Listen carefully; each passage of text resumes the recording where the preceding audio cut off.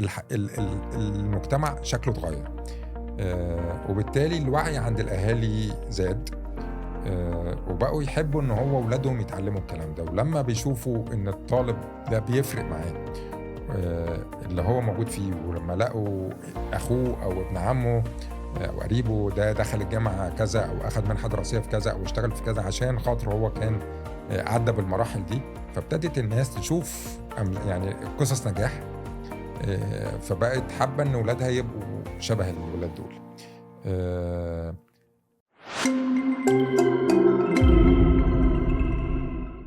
أهلا بكم في حلقة جديدة من حلقات بودكاست نواة اللي بنتكلم فيها عن موضوعات مهمة متعلقة بالتعليم وبريادة الأعمال المجتمعية، واللي بنستضيف فيها شخصيات مؤثرة في قطاع التعليم وقطاع ريادة الأعمال المجتمعية.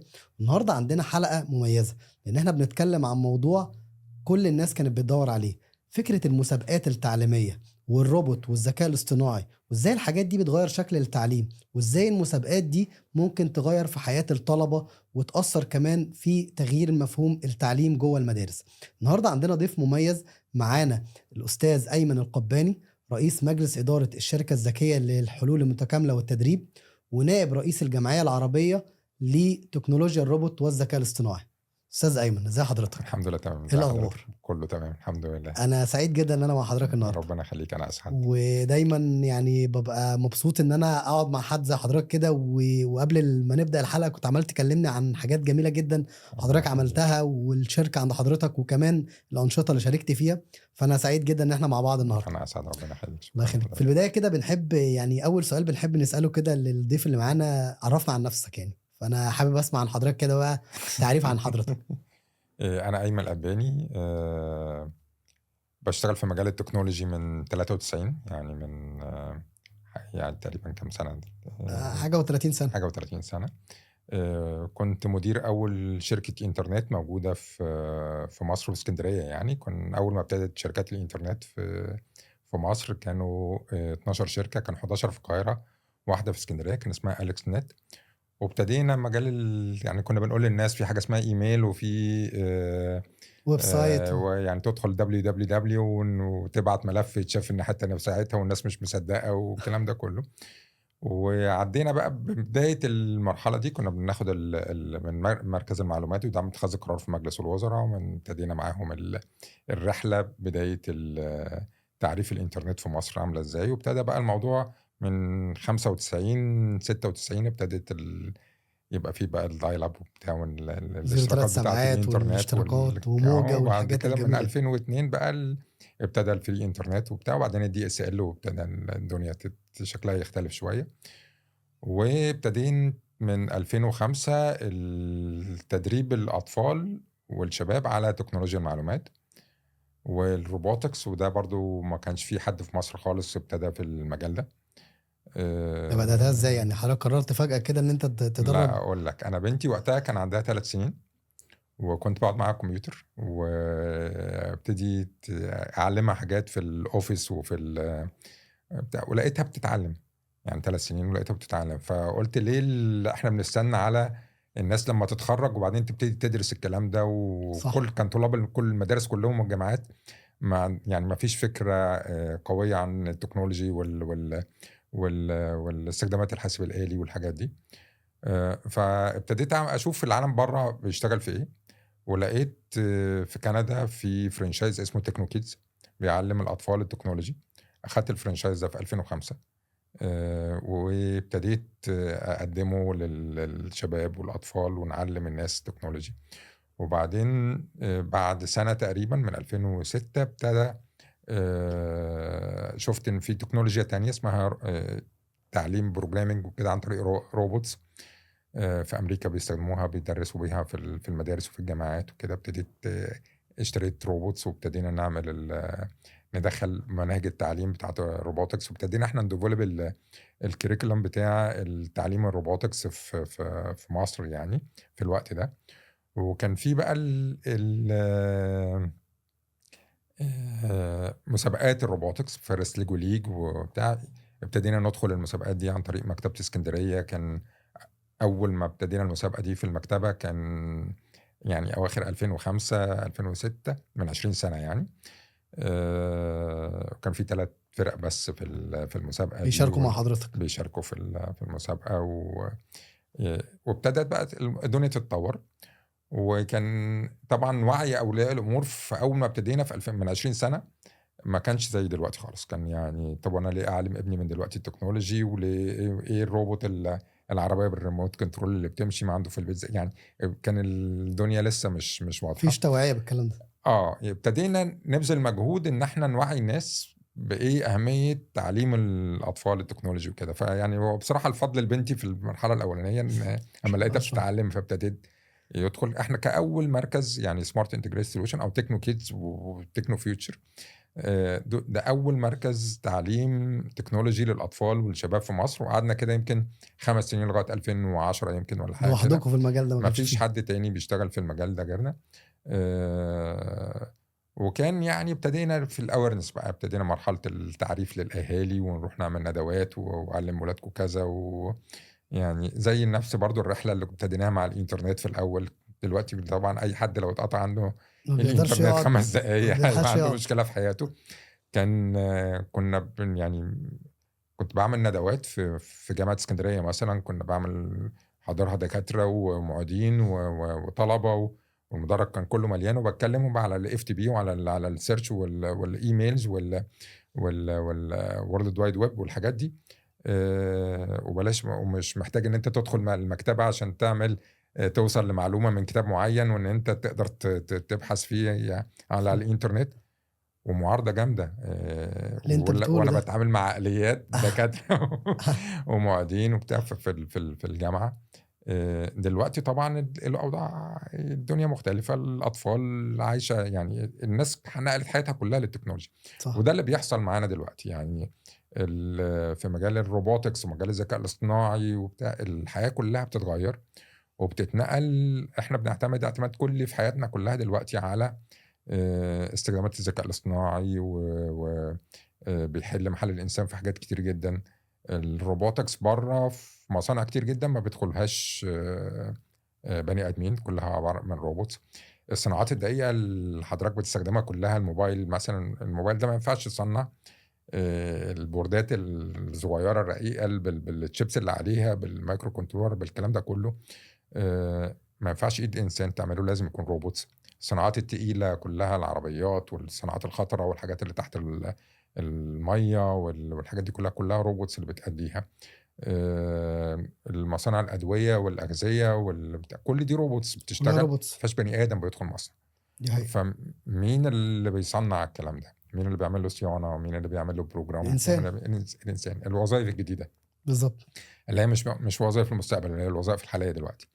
فابتدى بقى الوعي للأهالي يختلف، وابتدت الناس تقبل على تعليم ولادها التكنولوجي من الصغر. وابتدى مسابقات الروبوتكس تكتر كمان بعد ما كانت مسابقة واحدة موجودة في مصر لمدة 5 سنين مثلًا. إحنا بقى لنا 20 سنة بنrun مسابقات فيرست ليج وليج، بقى لنا 14 سنة بنrun مسابقة روبوفيست مثلًا في مصر. ف وبقى بندخّل بقى مسابقات تانية زي مسابقة الأولمبياد العربي للذكاء الاصطناعي علشان الدنيا برضه اختلفت وكده. الوعي عند الأهالي اختلف، وبقى عندهم زي ما بيودّي كان ولاده التمارين بتاعة الرياضة والسباحة بقى والرسم يحطها في وبتاع. البرنامج بتاع ابنه. مهم جدًا، لأن هو ده الطريق الوحيد دلوقتي اللي أي ولي أمر حابب إن هو يأمِّن مستقبل ابنه يمشّيه في السكة بتاعة التكنولوجي. أنا باعتبره إن هو ده التعليم الأساسي. مع أحسن احترامي استثمار يعملوا معاه. طبعًا. أنا يعني مع احترامي للتعليم اللي بيروح ياخده في المدرسة وأي تعليم تاني بيتعلمه، التعليم الأساسي هو إن أنا أعلّم ابني تكنولوجي. لأن مهما كانت الوظيفة اللي هيتوظّف فيها أمّا يتخرّج هتعتمد على التكنولوجي، صح. ومش هينجح غير بالتكنولوجي. والطالب اللي بيدرس الحاجات اللي فيها programming وبيدرس فيها حاجات فيها robotics والproblem solving والحاجات دي، مُخّه بيترتّب بطريقة معيّنة فبيتفوّق في كل الحاجات التانية. يعني بيتميز حتى في الفصل بتاعه عنه عن زمايله. لأن لما بيكتب كود ولا بيعمل بتاع ففي ستيبس علشان يوصل لحل المشكلة أو فمخه بيترتب، بيفكر بطريقة منطقية. ما بيبقاش طفل سطحي بيبص لكل حاجة حواليه بتبقى بمنظور مختلف. فمخه بيتركب بطريقة مختلفة. وبالتالي الولاد بيتميزوا في حياتهم العملية وحياتهم الدراسيه يعني. ولكن ان لما بعد كده بيجي بيقدم في جامعات جوه مصر او بره مصر، عايز ياخد سكولارشيب في جامعه محترمه وتكاليفها عاليه ولا بتاع، ازاي يلتحق بالجامعه دي. فلما بيلاقيه داخل في مسابقات زي دي تفرق وبيبقى الحاجات دي مليون في حضرتك المية. يعني الكلام ده موجود فعلا في الجامعات، ان انا لو انت مشارك في مسابقه. الجامعات طبعا، الجامعات المميزة في مصر يعني، الجامعات الكبيرة، الجامعة الألمانية، جامعة زويل، جامعة النيل، الجامعة الألمانية. أي الجامعات دي لما بتبقى واخد مسابقات، بتدخل في المسابقات، وخصوصا مسابقات معروفة كبيرة زي فيرست ليجو ليج مثلا، طبعا بياخدوا منح دراسية. جامعات كتير بقى جدا في العالم بره، امريكا مثلا فيها 200 جامعه حاطه 230 مليون دولار للطلاب بتوع فيرست ليجو ليج، بمجرد ان هو بس مش لازم يكسب، لكن بمشاركته في المسابقات دي، لان هو طالب مختلف. فالجامعات دي بتستقطب العقول المميزه على مستوى العالم كله. فالطلاب اللي بيشاركوا في المسابقات دي، هو عايز عقل، هو العقل ده اللي هو عاوزه كرييتيف. طبعا. وبيبقى عنده ما يسمى بمهارات القرن ال21، بقى عنده خلاص البروبلم سولفنج، التيم وورك، البرزنتيشن سكيلز، ديزاين سكيلز، طبعا. كل اه الكرياتيفيتي والانوفيشن والحاجات اللي بقت كلها مطلوبه دلوقتي. مظبوط. فالجامعات بتحب يبقى عندها. وبعد ما بيخلص الجامعة كمان، لو اتنين مخلصين جامعة، وواحد جايب تقدير مثلا امتياز والتاني تقدير جيد، وأنا كصاحب شغل مش هعين ده عن ده، مش هعين اللي واخد امتياز، هعين اللي دخل مسابقات وواخد كورسات وتميز في حياته العملية أكتر. فكمان في سوق العمل مطلوب. في سوق العمل على طول الطلاب بتوعنا بيتاخدوا في سوق العمل في الوظائف الكبيرة في المالتي ناشونال كامبانيز، وبيتقبلوا في ساعتها بمجرد مشاركته في المسابقات دي، وبيسافر بيحضر مسابقات بره، وبيشارك في معسكرات بتاعة روبوتكس وذكاء اصطناعي. فالولاد دول لا طبعا مختلفين، وفرص ان هم ياخدوا منح دراسية اكتر، وطريقة تفكيرهم بيختلف، وفرصهم في العمل في وظائف مهمة في شركات كبيرة مالتي ناشونالز زي جوجل، زي امازون، زي بنترست، حاجات كتير جدا عندنا امثله فيها، ولادنا موجودين فيها هناك، وسيسكو. طلبه كانت عند حضرتك طبعا طبعا. مسابقات طبعا. ودلوقتي شغالين في الشركات دي. طبعا. في مثال لحد يعني بدون ذكر حتى اسمه، انا عايز اعرف. لا في كتير، اه مش قليل. طبعا في بدأ كتير بالمسابقات دي بدأ في ودلوقتي بقى شغال المسابقات في دي، شركه وشغالين عالميه في سيسكو، وشغالين في سيسكو انترناشونال، معروف. طبعا. وامازون وجوجل، طبعا في. هي اه المسابقات دي فعلا يعني خليني اقول لحضرتك، انا بحس انها بتغير حياه الطفل او الطالب عموما يعني. وزي ما حضرتك متفقين كلنا ان احنا التعليم اللي هو الدراسي الجميل اللي هو بيروحوا بيحفظ شويه معلومات عشان يروح يختبر فيهم، خلينا متفقين ده حاجه، لكن ده بنسميه تعليم موازي جنب اللي هو بيتعلمه ده، عشان بينوع من مهاراته. بس هو التعليم بتاع المدرسه بصراحه، وطريقه التعليم بتاعتنا، مع احترامي للطريقه دي، لكن انا بشوف بالظبط، احنا بناخد الكتاب، بنعمل له كوبي وبيست في المخ الطالب، حمل بقى 50%، فهو بيجيب 50%، 70%، بنعمل كوبي، بنعمل نسخه تانية في مخ الطالب. بالظبط. وانا مش عايز كده، ما هو المعلومه موجوده في كتابه، وموجوده في التابلت اللي قدامه. دي لا، حقيقة. انا عايزه يعرف يوصل للمعلومه بسرعه، عايزه يفكر، يشوف المشكله فين، يعرف يحلها بتاع. وده اللي احنا بنعلمه له. على فكره احنا مش بنعلم روبوتكس وبروجرامينج بس، لا احنا بنعلم مهارات يعني، في ميكانيكا، في ان هو ازاي بيعمل لان الكترونكس. كمان لا، المسابقه بتاعت فيرست ليجو ليج كل سنه بيبقى لها موضوع، والموضوع بيحل اللي بنسميها ريل لايف بروبلم، يعني مشاكل الميه، مشاكل الطاقه، علوم الفضاء تحت المحيطات، مشاكل المواصلات، النقل الغذائي بطريقه امنه، كبار السن ازاي ندخلهم في المجتمع، البايوميديكال انجينيرنج، واللي عندهم بعض الاعاقات ازاي نساعدهم. كل سنه بيبقى فيه، يعني 20 سنه دول، الطالب كل سنة بيبقى فيه موضوع مختلف اللي بيدخل الطالب يدرسه، ويعرف المشاكل اللي موجودة ايه، ويبتدي يقدم حلول مبتكرة مش موجودة، ويقدم لها سولوشن بحل جديد. هو ده وبيمتحن فيه، وبيشوفوا مجموعة وبيخش من مسابقة الدكاترة فيه. والمهندسين المتخصصين في المجال ده، ويبتدوا يناقشوه في الحلول بتاعتهم. وعايز اقول لك حتى مثلا كان عندنا من سنتين كده كان بنتكلم على مشاكل الميه وندره الميه.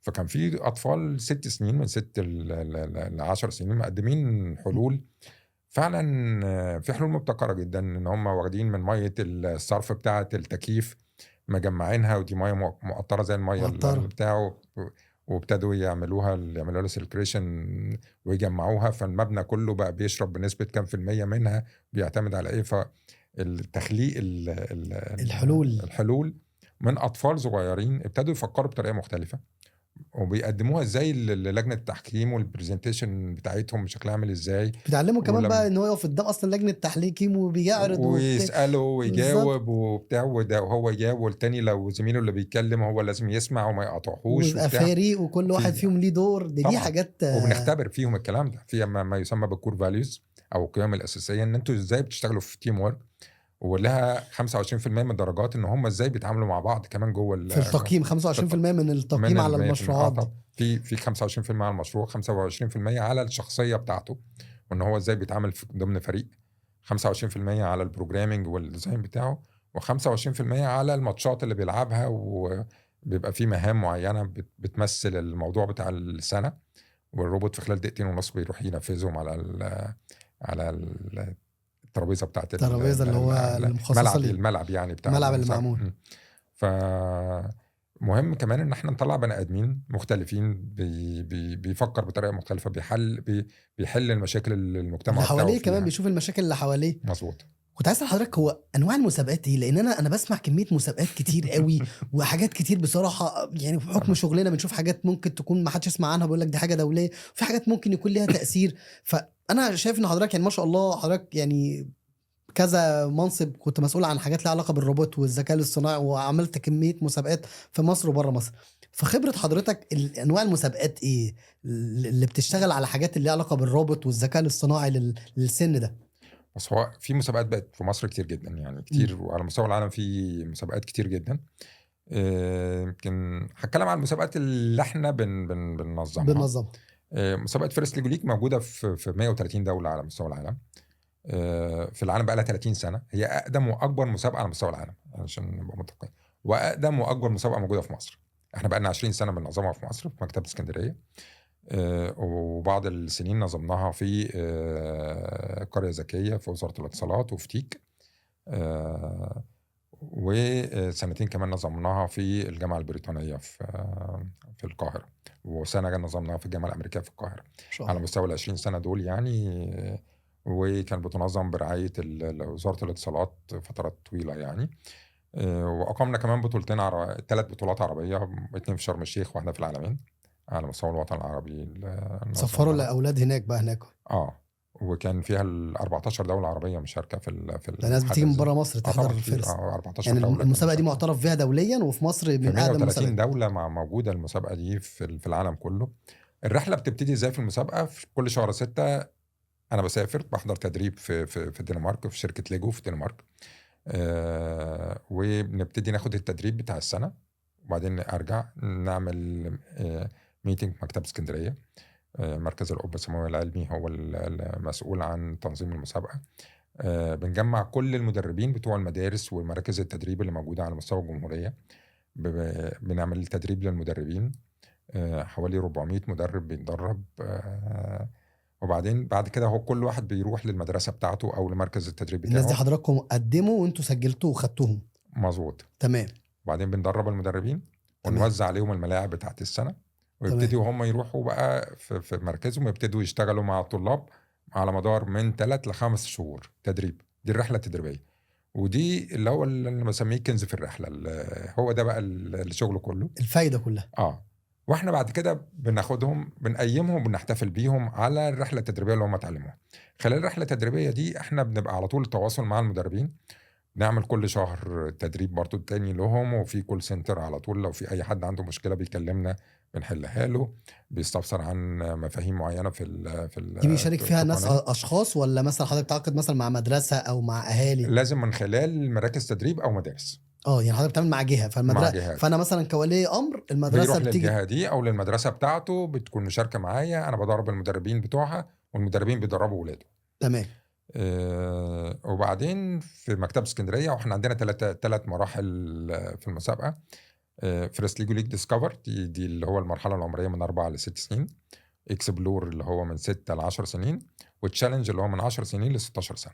16 سنه. كل واحدة منهم لها بقى طريقة، لها كتاب للطالب وكتاب للمعلم. للمدرب.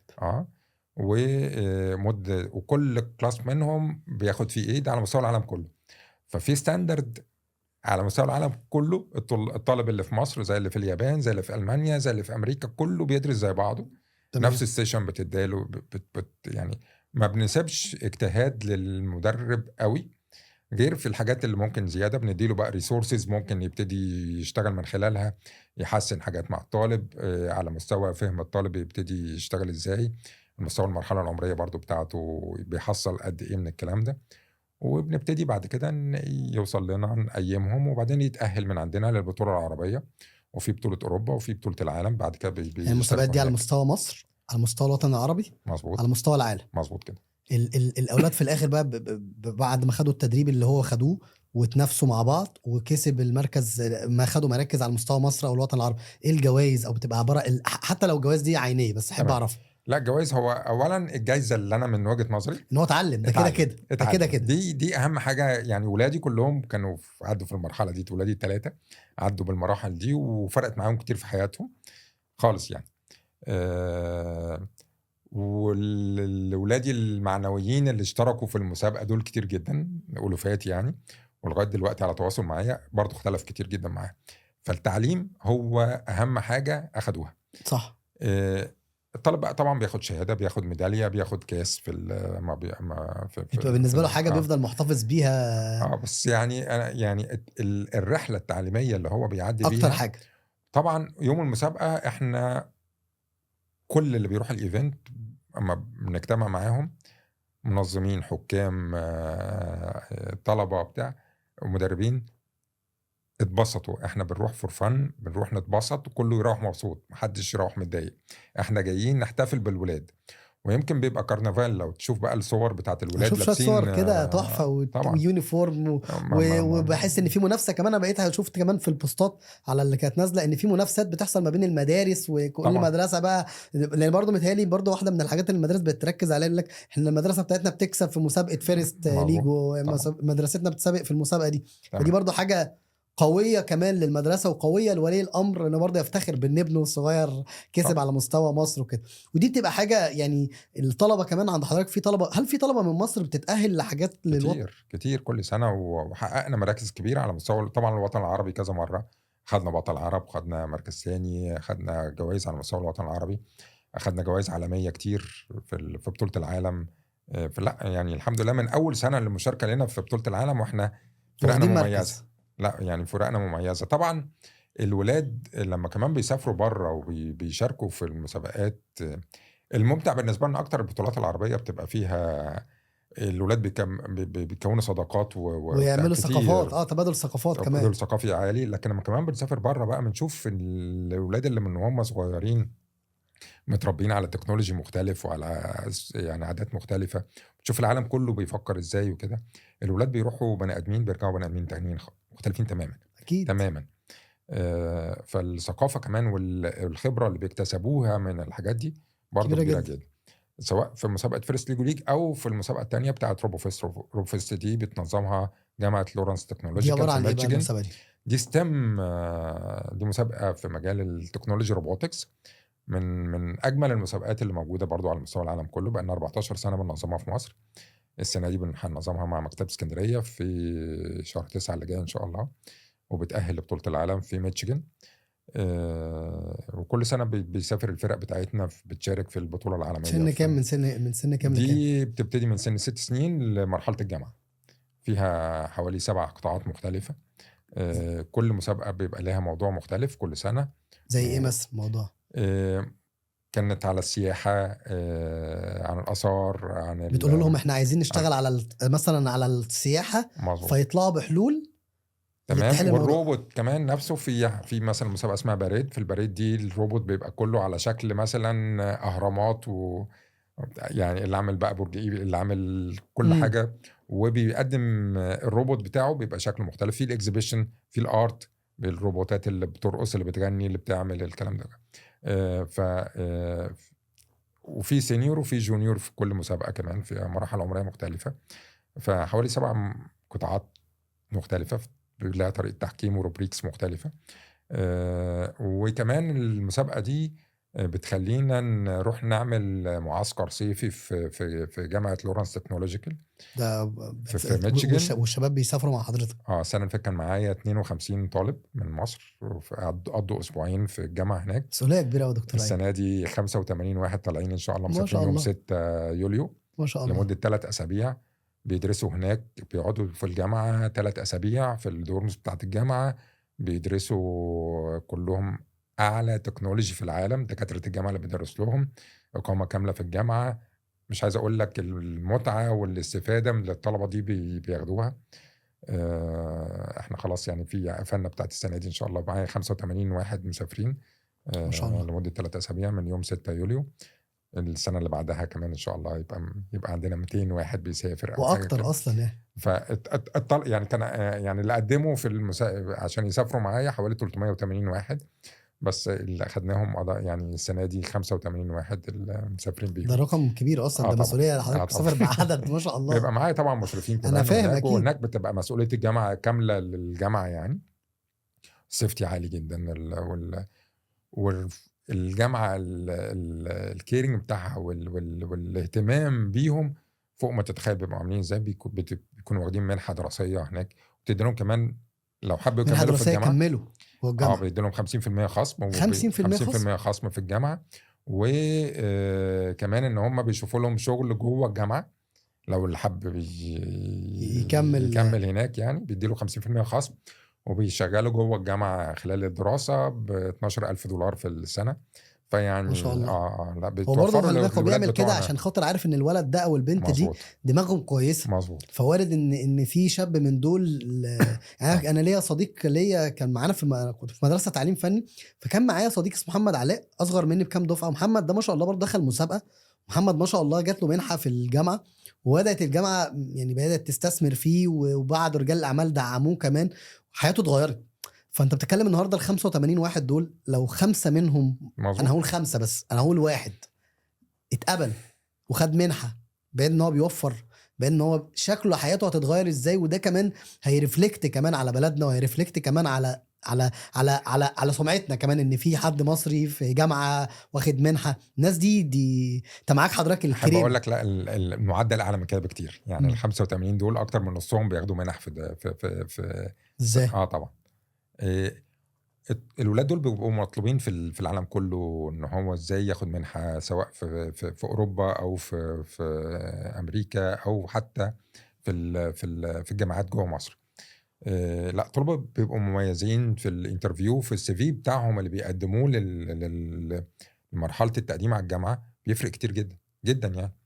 ان هو واخد ان هو دخل المسابقات دي، وان هو يعني اتعلم الحاجات في الميكانيكا وفي البروجرامينج ولغات البرمجه اللي هو بيكتبها والكلام ده كله. فالجامعه بتديله، جامعات كتير بتتهافت عليه ان هو يدخلها، وبتديله سكولارشيب فيها سواء جزئي او كلي. وكمان بيتميزوا جدا في الجامعه يعني. حتى بعد كده في طلاب عندنا، في طالب عندنا في ألمانيا مثلا كان بيكلمني من كام يوم، بيقول لي وهو كان عنده امتحان بروجرامينج، فالدكتور كان واقف جنبه فهو بيحل، فقلقان ان الدكتور واقف جنبه لما يخلص، فقال له حضرتك، قال له انا كنت مستنيك تغلط. فقال له حل الامتحان كله صح. وراح مكلم البروفيسور تاني بتاع الادفانسد بروجرامينج، قال له عندي طالب، وبعت له الحل بتاعه. كان في مسألة المفروض تتحل ب2 لوب وحل ب3 لوب، هو حلها ب2 لوب بس. قال له انت اول طالب في الجامعة حلها بالطريقة دي، وراح بعته للدكتور التاني، البروفيسور التاني بتاع ادفانسد بروجرامينج، اخده بقى بيدرس معاه وبياخد سالري في الجامعة ان هو بيدرس للميجور تاني، مش الميجور اللي هو موجود فيه بروجرامينج، عشان هو متعلم عندنا حاجات تانية. فبتفتح له مهاراته اصلا. بتنمي مهاراته، وبيتميز، بيبقى مختلف عن الطلاب التانيين اللي بيدرسوا نفس الحاجات دي، هو دارسها قبل كده ومميز فيها وبتاع. الطلاب كمان بتفتح لهم مجالات شغل ومجالات في التميز في الدراسة كبير جدا، يعني بيختلفوا لا بصراحة. هو حياتهم بتتغير عموما، وانا يمكن شفت ده في بعض المسابقات. كان زي انت الايسف لما كنت بروح هناك كمحكم، كنت بشوف طلبه فعلا حياتهم اتغيرت. طبعا وفي منهم بصراحه حتى لو هو عمل مشروع، يعني خلينا برضو نتفق، يعني اي مسابقه برضو مثلا زي ما حضرتك بتقول كده، مثلا تعالى نحل مشكله الصحه، تعالى نحل مشكله الغذاء، وبيطلع بفكره حتى لو الفكره دي ممكن تكون هي حاجه جميله هو طلع بيها وهي مش معمول لها دراسه الكامله، بس انه يكون ان هو فكر، ده انا بنمي عنده فكره الكرييتيف والبروبلم سولفنج من صغره. تمام. فبيوصل لمرحله ان هو ماشي، لا انا عارف دي هحلها ازاي ودي هحلها ازاي. فانا شايف ان هي بتغير البيرسونال سكيلز بتاعتهم، المهارات الشخصيه، والتكنيكال سكيلز، المهارات التقنيه عندهم، وكمان بقى المهارات التانية بقى زي التواصل وزي التعامل مع الناس وان هو يشتغل فريق. فانا شايف ان حياتهم بتتغير. مليون في المية. واحنا دلوقتي شغالين برضو على حاجة جديدة، يعني ابتداء من الشهر الجاي ان شاء هنبتدي الله. نقدمها للناس، يعني ان احنا ازاي نحول المشاريع بتاعتهم دي لستارت ابس. اصلا يعني ده كلام الطلاب كبير ده يا دكتور بيقدموا ايمن. بيقدموا مشاريع كتير في مسابقات كتير. احنا عندنا لسه كان الاولمبياد العربي للذكاء الاصطناعي الاسبوع اللي ده فات. ايه الاولمبياد دي عباره عن ايه؟ الاولمبياد العربي للذكاء الاصطناعي دي على الجماعه، انا زي ما حضرتك قلت كده نائب الرئيس الجمعيه العربيه للروبوت، ودي مقرها بالاردن وموجوده ممثله في كل الدول العربيه، بتمثل واحد من كل دوله عربيه هو عضو مجلس اداره فيها، وفي اعضاء من جميع الدول العربيه. بنقدم مسابقات وحاجات كتير في مجال الروبوت والذكاء الاصطناعي، سواء لوزارة التربية والتعليم أو المسابقات والمؤتمرات. مؤتمر الذكاء الاصطناعي بتتعمل كل سنة. وعندنا كمان من الجمعية الأولمبياد العربي للذكاء الاصطناعي بقى لها 4 سنين على مستوى الوطن العربي، بتنفذ في 8 دول عربية.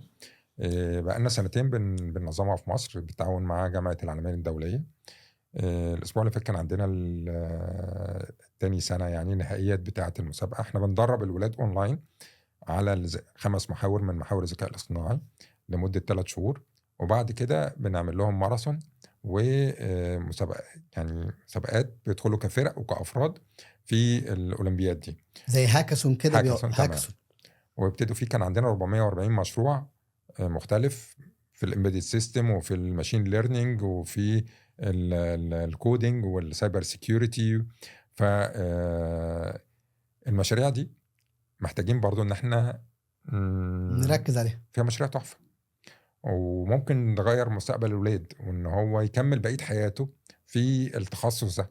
صح. يعني المشروع ده يقدر بعد كده ان هو بقى ازاي يعملوا دراسة جدوى، ازاي يعملوا بروتوتايب، ازاي يقدر ياخد عليه تمويل علشان يقدر يكبر، ازاي صح. يعملوا تسويق، ازاي يدخلوا مجال الصناعة ويبتدي ويتعلم اكتر.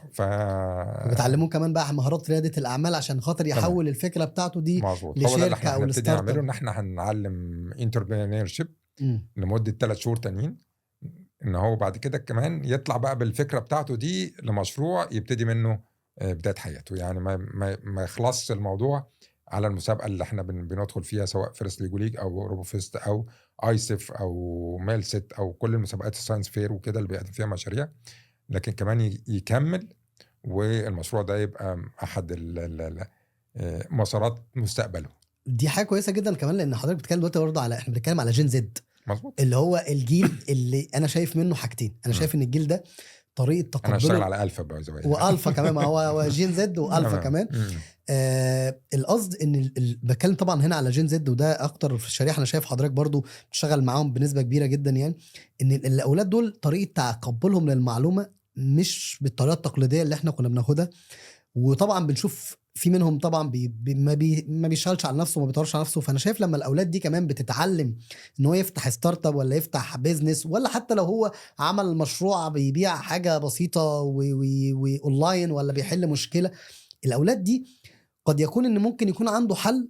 الحل ده فعلا يغير صناعه معينه او تخصص معين. مش بس كده، كمان انا بزرع فيه من وهو صغير المهارات الرياديه، ان هو يبقى رائد اعمال. ومش شرط رائد اعمال، خلي بالك حضرتك برضو ان دلوقتي بقى في حاجه اسمها جوه يعني انا واحد من الناس لما هاجي اعين حد معايا، مش شرط ان انا بعين واحد رائد اعمال، انا عايز واحد عنده المهارات بتاعت رائد الاعمال. مظبوط. فالناس دي بقت مطلوبه اصلا جوه سوق العمل. طبعا. ان انا مش عايز الشخص العادي التقليدي، اللي انا عايز حد كرييتيف، عايز حد بيطلع بحلول للمشاكل اللي عندنا، عايز حد يقدر يبقى داينامكس وبيعمل. فكويس ان حضراتكم هتشتغلوا على 2 تراكس، تراك اللي مظبوط. ليه علاقه بقى بالبرمجه والذكاء الاصطناعي، تكنولوجي تمام. وكمان كومبوننت رياده الاعمال. مظبوط كده. عايز اسال حضرتك سؤال، بما طبعا. اننا برضو ناس بننظم ايفنتات، انا عارف ان حضرتك اكيد بتعاني عشان تعمل مسابقه. انا طبعا مش بكلمك في حته تمام. اللوجيستكس والدعم، انا عايز اعرف ازاي حضرتك من 20 سنه لحد النهارده ما شاء الله رفعت الوعي اللي انت كنت بتقول 3 فرق بيشارك معانا، دلوقتي انت بتقول لي في 800 و800 دول من اتعمل لهم فلتر كمان، ده انت جاي اكيد جالك الافات. فكره الوعي اللي حضرتك اشتغلت عليه اشتغلته ازاي؟ بص، هو الظروف اللي بتتغير، يعني المجتمع حوالينا بيتغير والناس كلها بتشوف ان الاعتماد على التكنولوجي بقى اساسي. من 20 سنة كانت الدنيا مختلفة، ما كانش فيه فيسبوك، ما كانش فيه انستجرام، ما كانش فيه ان انت تطلع الرقم القومي بتاعك اونلاين، ما فيش بوابة مصر الرقمية، ما فيش ان انت تقدر تجدد الرخصة ولا الكلام ده. فما كانش فيه الاعتماد على التكنولوجي قوي. فالموبايل ما كانش فيه سمارت موبايل اساسا، كان صح. هو يا دوب اس ام اس ممكن، او قبل كمان الاس ام اس ما كانش بتتبعت. ف الحياه اختلفت، الوعي، الاعتماد على التكنولوجيا زاد، الطالب بقى محتاج ان هو يبتدي. في طلاب بيحلوا الواجب دلوقتي على الشات جي بي تي وحاجات كده يعني، فطبعا احنا مش بنحب الكلام ده، لكن يعني ف المجتمع شكله اتغير، وبالتالي الوعي عند الاهالي زاد، وبقوا يحبوا ان هو اولادهم يتعلموا الكلام ده. ولما بيشوفوا ان الطالب ده بيفرق معاه اللي هو موجود فيه، ولما لقوا اخوه او ابن عمه او قريبه ده دخل الجامعه كذا، او اخذ منحه دراسيه في كذا، او اشتغل في كذا عشان خاطر هو كان عدى بالمراحل دي، فابتدت الناس تشوف يعني قصص نجاح، فبقت حابه ان اولادها يبقوا شبه الولاد دول. طبعا في معاناه في التنظيم بقى واللوجيستكس والكلام ده كله طبعا، وحاجات الروبوتك دي اصلا في بالذات انت تدخلها وخروجها. حضرتك بتعمل في اماكن جامعات، بتعمل حاجات في وزاره الاتصالات، فاصلا أكيد. انك تبقى مسؤول عن الحاجات دي كلها، فانا انا متفاهم جدا اكيد ان انت أكيد. بتعاني. وهنا برضو انا يعني في حته الوعي في نقطه حضرتك برضو في كانت حاجه مساعده لحضرتك، التغير اللي حصل والتكنولوجي اللي جديده، واللي كل العالم دلوقتي بقى يتكلم اتعلم اهلك التكنولوجي وعلم اولادك البرمجه، وفي ناس كتير جدا بتقبل ده. بس انا متاكد ان دكتور ايمن كان ليه، او دكتور ايمن استاذ ايمن ليه دور مهم جدا في الموضوع ده، انت والفريق بتاعك، ان انتوا مثلا تعملوا انفو سيشن جوه المدارس طبعا، تعملوا انفو سيشن لاهالي. ده كتير جدا. ما هو ده اللي انا عايز اعرفه. النهارده ما على مدار ال 20 سنه دول، يعني الواحد عمل برزنتيشن في مدارس والاهالي، ايوه، ما هو ده اللي انا عايز اسمعه 200 و300 مره واكتر من كده. وغير كده كمان اللي انا بحب اقوله، عائله الروبوت في مصر او عائله فلسطيليجوليك في مصر، اللي هو فيها اكتر من 130 مثلا مدرسه ومركز تدريب، وبنجمع كل سيزون، مفيش تنافس بينهم، بنبتدي اقول لهم ايه اللي انتم محتاجينه عشان ننشر الوعي للناس، وازاي نطلع طالب مختلف، وازاي في عندنا كلنا رساله ان احنا ازاي نأديها. وبنبتدي ننظم السوق بحيث ان كل واحد يروح بقى في المجتمع بتاعه، في المحافظه بتاعته. احنا عندنا 16 محافظه مصريه بتشارك معانا في المسابقات، مش يعني في توزيع جغرافي كمان كبير على المستوى الجمهوريه بنوصل له. فكل واحد بيوصل كمان، يعني ممكن نعمل للقاهره واسكندريه والبحيره مثلا والحتت دي، اقدر بروح اعمل برزنتيشن مثلا في مدارس، في جامعات، في حاجات تروح كمان المحافظات. لكن في كمان بقى اصحاب مراكز التدريب والمدارس والبتاع على مستوى المحافظات، دول كمان شركائك بقى اللي طبعا دي كلها عيله واحده، كله بقى بيبتدي كل واحد في منطقته يبتدي ينشر الوعي، ويبتدي يعني يكلم الناس على المسابقه وعلى ازاي بيدخل فيها الطلاب واستفادتها ايه والكلام ده كله. وسنه ورا سنه الناس بتبقى عندها يقين ان لا، ال 20 سنه دول بيقولوا حاجات كتير جدا. يعني شفنا خلاص اللي دخل وعنده مثلا 10 سنين دلوقتي عنده 30 سنه، هو موجود فين واستفاد ايه وايه البنفيتس اللي اخدها.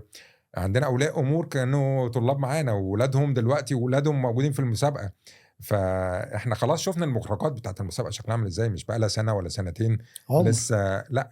فولي الامر كمان اما بنروح نعمل برزنتيشن ولا حاجه بنقول ادي قصص النجاح ادي، والطلاب عاملين فيديوهات كتير بيقولوا احنا استفدنا ايه من المسابقه دي. ولما كنا طلبة حصل معانا ايه، ودلوقتي احنا خدنا منحة فين وبنشتغل فين وبتاع كتير. ف حياتهم اتغيرت. فانت بتشوف قصص نجاح وطلاب في مراكز جميلة كلنا نتمنى اولادنا تبقى موجودة فيها. فكل اولياء الامور عايزين يشوفوا اولادهم زي دول، فبيمشي في السكة دي. واي حد عاقل هيمشي ابنه في السكة دي بصراحة يعني. واي حد عاوز يستثمر في ابنه، اصرف عليه في مجال التعليم. معاه 1000، معاه مليون، معاه 100 مليون، اصرف على ابنك في مجال التعليم. ما تشترولوش بيها حاجات، علمه. هو ده الاستثمار الوحيد اللي هينفعه. وهو بعد كده يبقى بني آدم محترم في مركز كويس، متعلم كويس، هيجيب أكتر بكتير جدا من اللي اتصرف عليه. دي حقيقة. كل ما يتصرف عليه أكتر، كل ما هتستثمر فيه أكتر، كل ما هيبقى عنده مردود عالي جدا بعد كده في حياته. لا، وبيستثمر كمان في عقله. فده يعني ممكن النهارده حد يسيب فلوس، يسيب ورث، يسيب كل الحاجات دي. في الاخر انا بشوف ناس وللاسف يعني ممكن يكون معاه فلوس كويس جدا، بس طريقه تفكيره وطريقه ادارته للفلوس وطريقه حتى العقليه بتاعته سيئه جدا. بس حضرتك قلت جمله كويسه قوي دلوقتي، ان احنا بنتكلم النهارده في 130 حد وثق في حضرتك وفي الكيان اللي حضرتك بتمثله للمسابقات دي. طب النهارده انا لو واحد مدير مدرسه وعايز اخلي الطلبه اللي عندي تشارك، تمام. وجاي لي ناس عماله تقول لي انا من مسابقه اكس وواي وزد، ايه الخطوات اللي انا محتاج اعملها قبل ما اودي عيالي؟ لان برضو دي مسؤوليه. النهارده لو العيال دي حصل لهم حاجه لا قدر الله، لو في نفس الوقت خلينا نتفق ان في حاجات بتبقى اشتغالات ولم فلوس وحاجات كده. فالنهارده عايز احط نفسي ان انا كمدير مدرسه، وبدا ان بيجي لي ناس بيقولوا لي احنا بنعمل مسابقه اكس، ايه الخطوات اللي انا محتاج اعملها؟ اول حاجه يتاكد بس يعني، يشوف الهيستوري بتاع المسابقه دي شكلها عامل ازاي. الهيستوري. في ناس كتير محترمه بتنظم مسابقات، صح. وفي ناس يعني يعني تدعي حاجات. مش شغلتها دي، فممكن شايفه ان ده سكه يعني هي مش مربحه على فكره. لكن ماشي، ما فيش مانع نجرب. هتتنظم فين، هتتنظم ازاي، طريقه التنظيم بتاعتها عامله ازاي، هنحتفل بالواد دي ازاي، الماده العلميه اللي هتدرس ايه، والاوتبوت بتاعت المسابقه دي شكلها عامل ازاي، موجوده في كام دوله، شكل ايه، كل سنه مختلفه ولا هي الموضوع يعني نفس الروبوت بدخل بيه كل سنه بينفذ نفس المهام، ولا بيختلف الروبوت فلا يعني لازم اشوف الماده استفسر كويس العلميه عنهم واعرف كمان والهيستوري الماده بتاع العلميه. المسابقه، وموجوده في كام دوله، ومين الهيد بتاع المسابقه دي على مستوى العالم كله، بتتنظم فين وازاي وكده. فلا طب يعني في بعض الكرايتيريا كده. لو تقول لنا يعني، حضرتك كلمتنا عن كام حاجه كده مهمه. كلمتنا عن موضوع ان احنا نعرف الماده العلميه اللي هياخدوها طبعا والهيستوري بتاعه المكان والفريق التنظيم، وكمان الاكريديتيشن او الحاجه اللي بتوثق مصداقيه الكلام ده. هل في حاجات تانية كده اساسيه؟ انا عارف ان لو قلنا هنلاقي كميه حاجات كتير جدا، بس انا عايز النهارده مدير المدرسه او الراجل صاحب المؤسسه التعليميه اللي عايز يعلم عياله،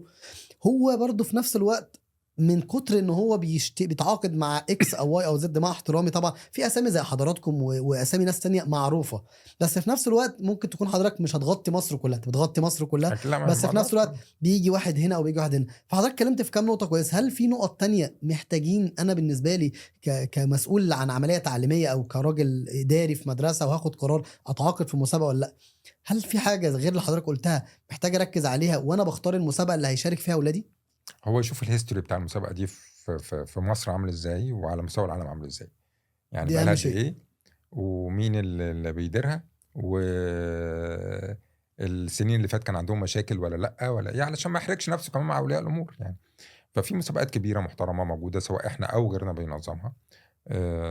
ممكن قوي اي حاجه في مجال التعليم يعلم من الولاد.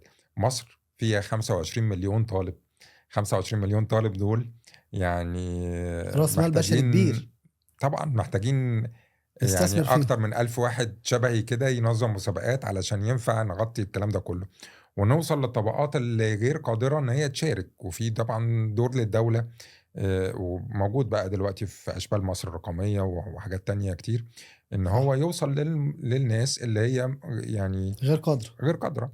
وعلى فكرة فيرست ليج وليج مثلا احنا عندنا مسابقة مجتمعية بنعملها كل شهر 6 لدور الايتام وبتاع، بندربهم دي لمده 3 ما شهور بتاخدوش، ما فيش اي ومجاني بقى كل جزء حاجه. من المسؤوليه المجتمعيه بتاعت الشركه. طبعا كل سنه جميل قوي بيبقى يا دكتور. عندنا في شهر 6 بناخدهم من اول شهر 3 لشهر 6 تدريب مجاني طبعا كله. بعدين ايتام ذوي ايتام بناخدهم ايتام ايتام في دور ايتام في محافظات مختلفه بيتم محافظات زي ايه تدريبهم. مثلا؟ آه، المنوفيه والقاهره واسكندريه والبحيره بتنزلوا كمان المحافظات كله البعيده، مش مركزين على القاهره؟ اي حد عنده دور ايتام وعايز يشارك في المسابقه دي بناخده فيها مجانا، بيتدرب. وبعدين بناخدهم بقى في مكتبه اسكندريه، بنعمل لهم المسابقه وحفل الختام وبيتوزع عليهم. بصراحه في سبونسر ده بقى كتير بيقدموا هدايا للولاد دول، كل واحد بيروح ما شاء الله يعني بحاجات كتير. ما شاء الله. وبيبقى يعني احنا رايحين كلنا نسعد الولاد دول ويروحوا مبسوطين وحياتهم بتتغير، فعلا حياتهم بتتغير. وعندنا برضو بعض السبونسر شيب زي شركة داو مثلا بتسبونسر فرق من مدارس حكومة بنات كل سنة بترعاهم، بناخدهم علشان يدخلوا المسابقات دي، فبيتدربوا مجانا وبيدخلوا المسابقة وكل حاجة. ف بس محتاجين اكتر من كده بكتير، يعني محتاجين صح. هو خليني اقول لك حضرتك دلوقتي، يعني يمكن حضرتك قلت جمله كويسه جدا. مش عايزين نقول ان بقى في اهتمام كبير جدا باللي هم الجيل الجديد ان هو يتعلم برمجه ويتعلم تكنولوجي وروبوتس، عشان الكوادر دي كلها في وقت من الاوقات دول وارد جدا يشتغلوا في مناصب كبيره او يشتغلوا فريلانس. يعني حاجات زي مصر الرقميه واشبال مصر والحاجات الجميله دي كلها ونكست تكنولوجي ليدر، انا شايفها وعت الناس اكتر وادت حاجه اسمها اتاحه.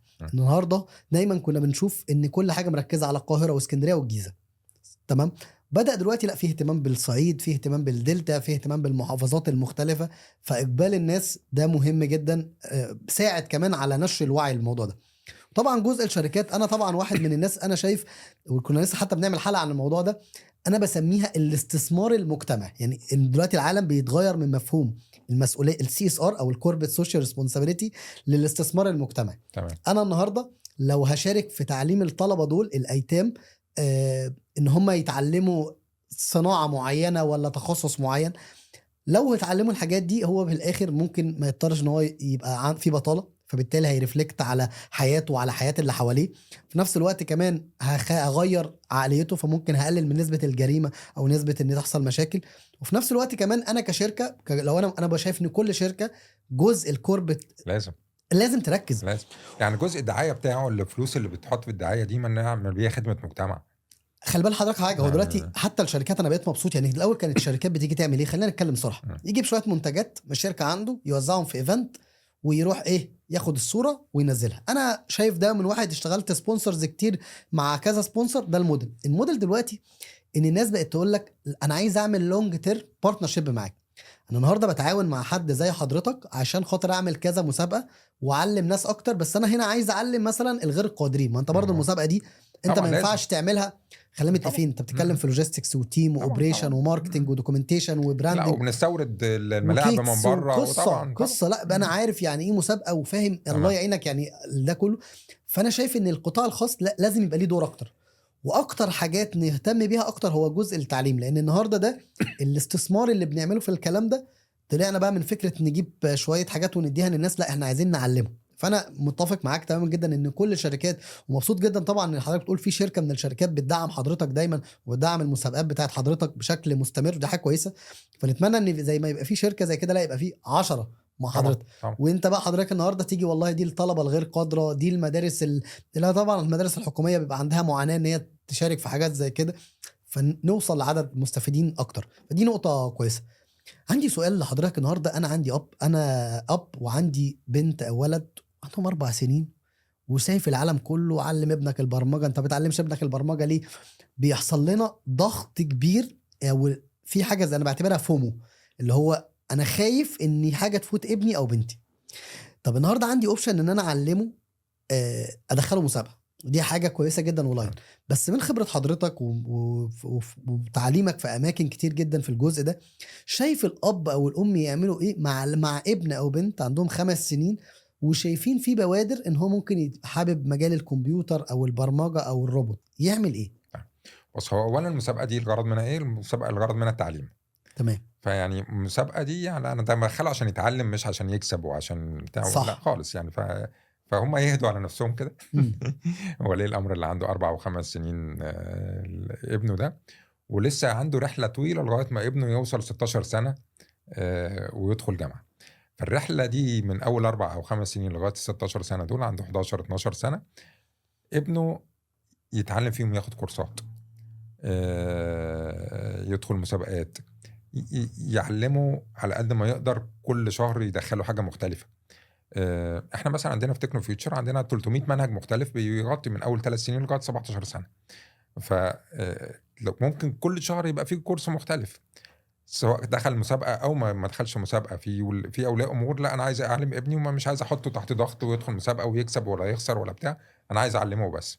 وفي اولياء امور حابين التشالنج بتاع ان انا داخل مسابقه علشان خاطر يكون موتيفيشن لابنه ان هو يتعلم. فهو الغرض في الاخر التعليم.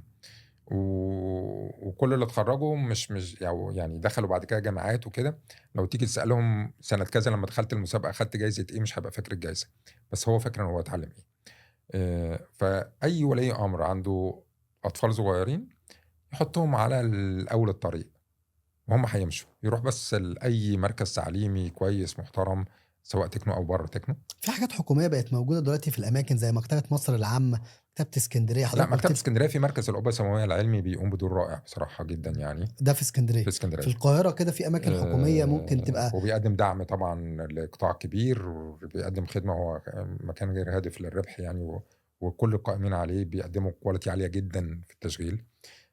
في مراكز تعليم شبه تكنو فيوتشر كده، وكمان في محافظات كتير. احنا عندنا 22 فرع على مستوى الجمهوريه، وفي اكتر من ده في كل فرع 130. في فرع اللي حضراتكم موجودين فيزيكال. يعني فسواء يدخل عندنا او عند اي حد تاني، يحط على اول الطريق، يجرب ما اتبسطش يقدر ينقله. بس هو لسه السكه قدامه.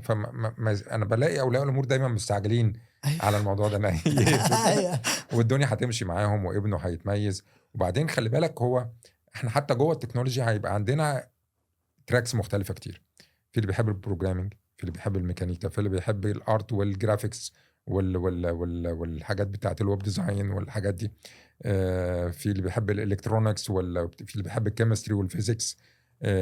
ففي يعني كل واحد له ميول كمان جوه التكنولوجي. ففي ناس مش قويه برمجه خالص، في ناس قويه جرافيك.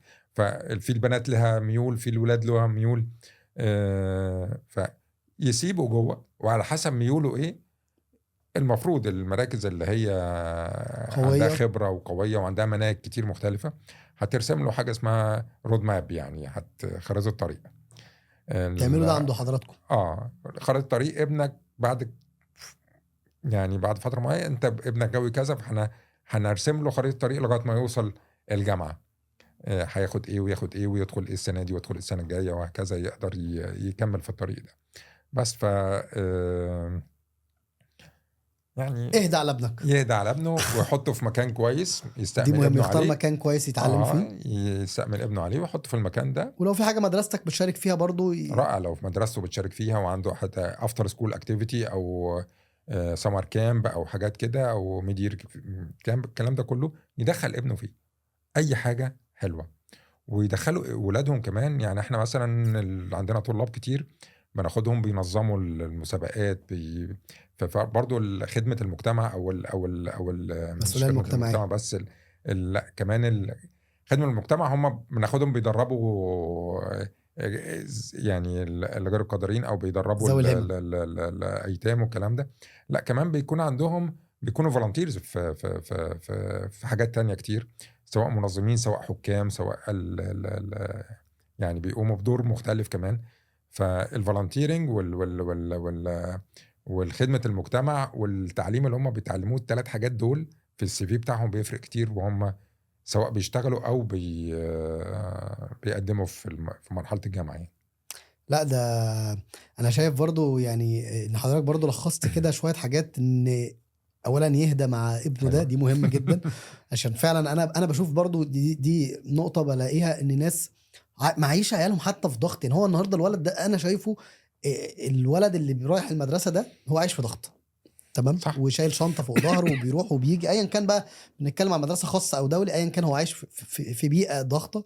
فبيبقى في حاجة اضافية جنبيها وبيعيشه في ضغط مع تمرين هو بيعمله، فبيوصل الولد. انا بشوف ان هو ممكن حاجة من الاثنين، يا حاضر يا بابا انا هعمل اللي انت عايزه، يا اما بينفجر هو خلاص انا مش عايز اسيب، انا مش عايز اشارك. وطبعا مهم جدا ان انا حته الخريطه الطريق دي حاجه انا بشوفها حاجه محترمه جدا. لما بلاقي مركز تدريب بيعملها دي حاجه كويسه جدا، ان مش مجرد كورسات ولا هو مش هو دلوقتي النهارده الناس بتتكلم عن حاجه اسمها ادابتيف ليرنينج او التعليم التكيفي. طبعا انت كمان طبعا بتفصل المحتوى بناء على ده الطالب. لازم على فكره.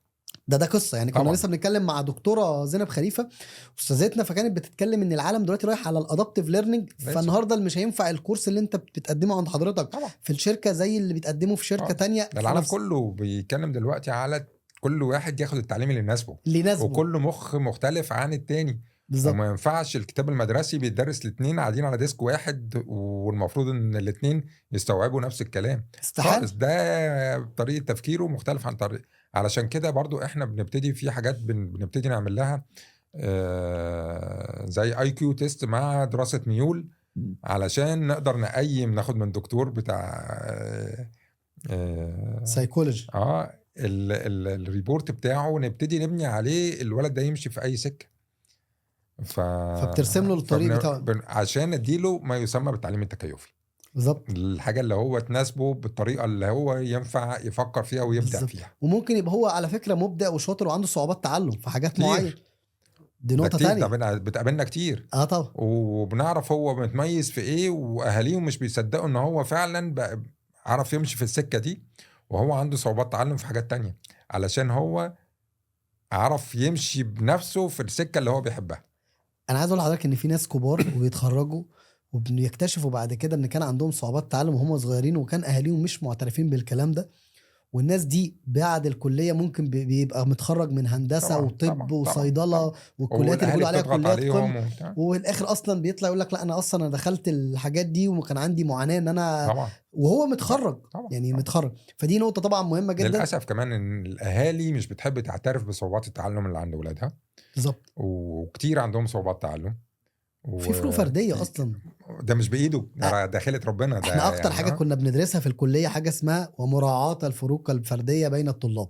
انا فاكر الجمله دي كنت حد بنقعد نكتبها اللي وبنعملها ان احنا يعني ان انت النهارده في كل طالب قاعد جنب اللي جنبه ده، في الطالب اللي جنبه في الديسك مختلف تماما، حتى لو اتنين ساكنين في نفس البيت ونفس العيله ونفس كل حاجه، حتى بيبقوا اخوات ومستوى تحصيلهم للمعلومات بيختلف.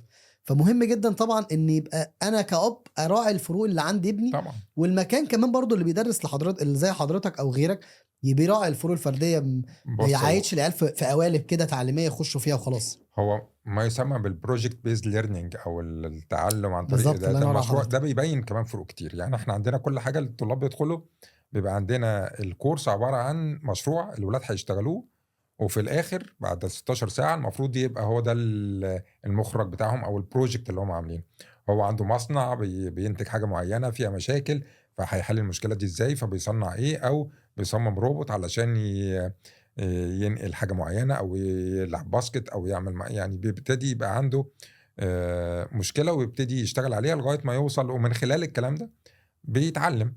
صح. وهو مش حاسس ان هو بيتعلم. فكل بتظهر بقى مين غاوي ايه هنا ومين غاوي ايه هنا، واتنين ازاي بيكملوا بعض، يعني بيبتدي فروق التعلم بتبان، وبتبتدي صعوبات التعلم بتبان، نبتدي نمشي معاه في سكه ان هو ازاي يوصل للحاجه المناسبه له في اداء الجزء من البروجكت اللي هو شغال فيه ده. حاجه عظيمه. اخر سؤال بقى عايز اسال حضرتك سؤال، حلم حضرتك ايه في موضوع تعليم الروبوت والذكاء الاصطناعي؟ حلم ان يبقى 25 مليون مصري كلهم بيشتغلوا في مجال، كلهم بيتعلموا، كلهم متاح لهم اللي احنا بنقدمه، ويبقى مصر من الدول الرائدة عالميا في مجال التكنولوجي، وكل ولادنا يبقوا مطورين ومنتجين للتكنولوجيا، ما يبقوش مستخدمين للتكنولوجيا. ده يعني مصر هتتنقل نقلة كبيرة جدا عن طريق التعليم، وهو ده التعليم. فلو احنا علمنا اولادنا صح، مصر حياتها يعني مستقبلها كله هيتغير. فعلى قد ما نقدر، ورسالتي لاولياء الامور كلهم، علموا اولادكم بمعنى علموهم تكنولوجي يعني، وبلاش تطلعوهم بره التعليم، يعني بلاش تطلعوهم بره التعليم التكنولوجي، ويا رب نوصل ل 25 مليون كلهم يتعلموا تكنولوجي. باذن الله. ربنا يخليك. انا في غايه السعاده ان كنت معاك النهارده يا استاذ ايمن انا بصراحه. اسعد، ربنا يخليك يا دكتور. بجد والله، وسعيد ان احنا اتكلمنا كده. في اولا كلمتنا عن المسابقات التعليميه وازاي بتغير حياه الطلبه، وبتغير كمان في الدول نفسها، ان الدول حضرتك بتتكلم ان في جامعات دوليه بتسبورت الموضوع ده، فاكيد الموضوع ده كمان ليه ريفليكشن، ليه تاثير على الدول دي وعلى الجامعات العالميه. كلمتنا برضو ازاي ان ولي الامر يبقى يشجع ابنه او بنته ان هم يتعلموا الحاجات التكنولوجيه.